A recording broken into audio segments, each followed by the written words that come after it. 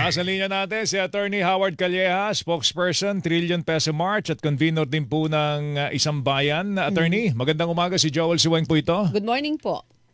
Good morning sa inyo, Joel and Weng, at good morning sa mga tagapakinig natin. Mabuhay po kayong lahat. Mabuhay Thank din you, po sir. kayo, Attorney. Ano pong nakamit natin doon sa nangyaring Trillion Peso March kahapon? Well, unang-una, Weng at Joel, papasalamat kami sa lahat ng mga sumuporta.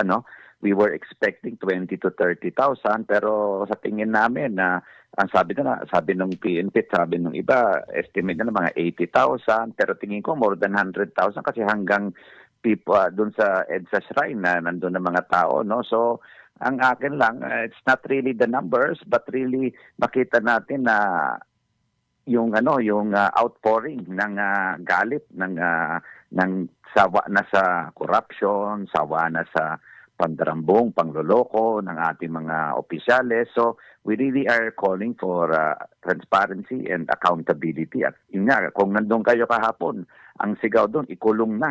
So tama na, ikulong na natin itong mga corrupt public officials natin. Attorney Calleja, pagkatapos po na malaking protesta, ano pong kasunod?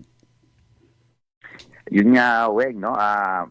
Magdi-debrief kami, pag-uusapan natin, tapos yung next steps forward. Unang-una na dito, sana pag-usapan na previously, yung suporta natin sa Independent Commission. Para nga, sana mabulgar at maungkat yung mga facts na yan, yung mga gusto nating malaman. At sana, number 2, we hold accountable. Ito kinakatok natin, hindi lang doon sa commission, pati na kay Presidente, yung ombudsman, yung Sandigan Bayan, kakatokin natin yan at babantayan natin na sana hindi na maulit yung parang yung Farmalin na nakulong lang sina pulis.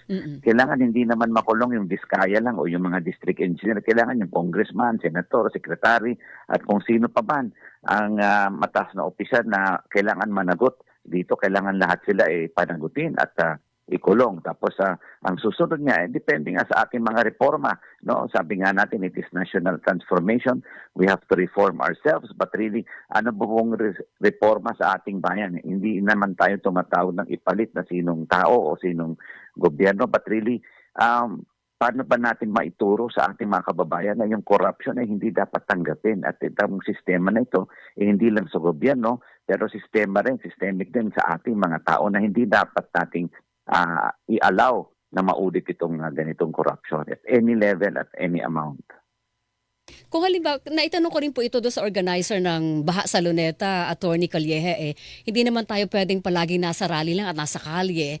Hindi pwedeng nag-expect Opo. tayo ng resulta lang ng trabaho ng ICC at saka ng mga Senado at ng Kamara. Pero tayo bilang mamamayan, ano ang pwede nating gawin para maisakatuparan yung gusto natin na konkretong reforma, Attorney Calleja?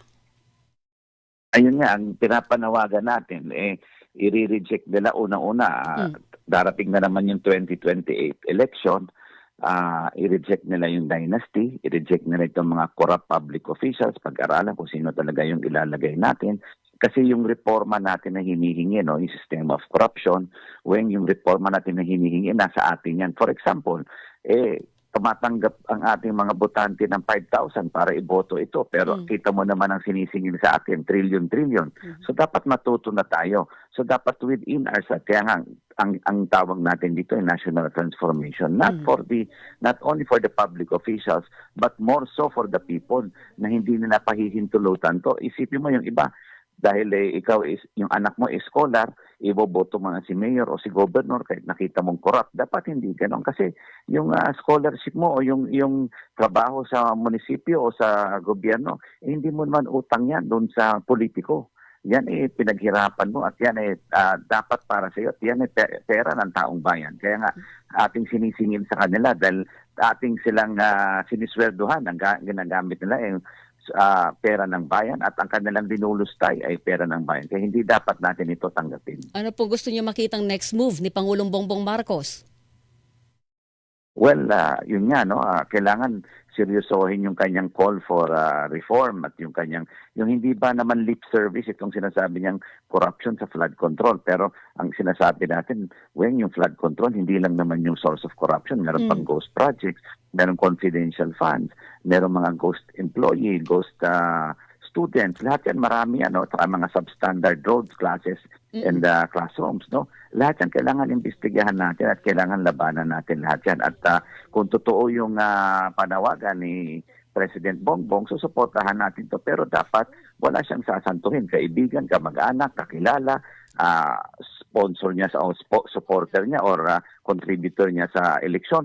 Kailangan walang sasantuhin. Kung sila ay nagkamali, kailangan siya mismo ang magsabi na sila ay dapat managot. At makita niya na siguro within the year, kailangan may managot, may makulong na at kailangan na mapatunayan niya na kaya niyang gawin yan. Hindi lang niya basta sinabing sabi-sabi lang. Kailangan action ang kailangan natin hingin kay President PBM ngayon. Hindi naman kasama ang isang bayan sa call para bumaba sa pwesto ang kasalukuyang Pangulo Bongbong Marcos, Attorney.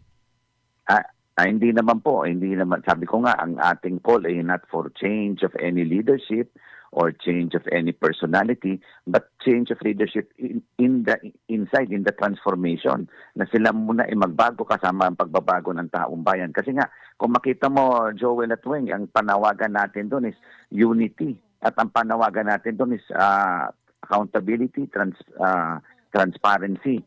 At it is for everybody, not for any leader. Hindi tayo sumisigaw ng ipalit kahit sino, hindi tayo sumisigaw na ilagay kung sinong leader. Andun tayo not because of a leader.